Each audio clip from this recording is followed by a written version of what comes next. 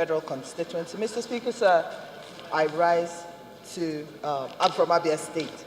I rise to support this bill.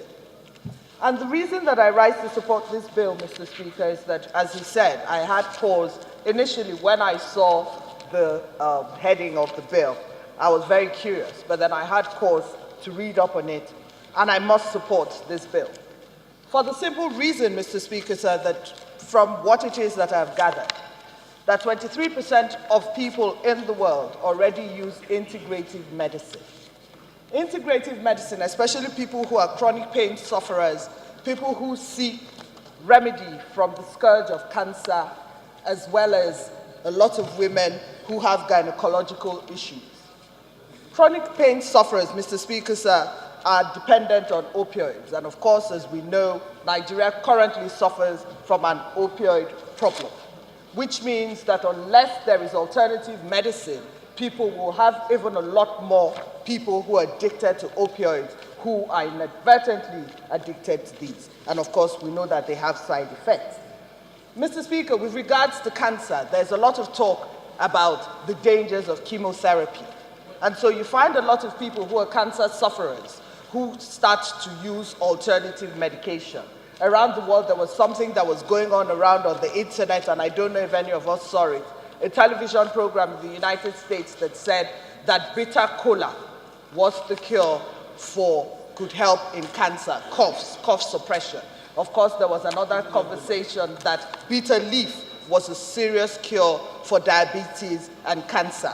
Another one that has been used as alternative medicines around the world is soursop leaves. Now, Mr. Speaker, it is indigenous. All these things are indigenous. A lot of people around the world are starting to put them in capsule forms and are exporting them back to Nigeria. We all know that the bitter cola, as far as coughs and respiratory issues, asthma, and so on and so forth are concerned, bitter cola has been what has always been used traditionally in the villages.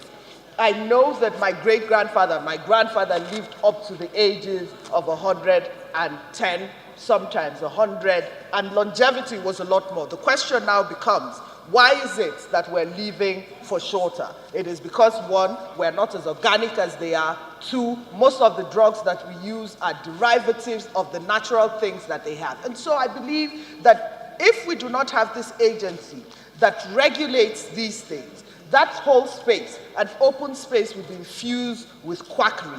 And that's the reason why a lot of people would rather go and take alternative medicines than go, for instance, to the woman who makes agbo in Lagos. Now, of course, they know that there are certain people who have chronic back pain, and a lot of them would use something called okpai in Lagos. I know that a lot of people buy that. But we must have an agency that looks at what exactly it is that goes into it, what exactly it is that is the dosage, and what side effects that these things have, if any. As Honorable Labonte said, with regards to acupuncture, the Chinese have so revolutionized acupuncture that most of us seek Chinese alternative medicines. The Chinese will say to you that the horn of a male bull, for instance, if you ground it down, it will cure backache. We don't know that, but we believe it, and a lot of people use that kind of alternative medicines. Even abroad, it is now called integrative medicine.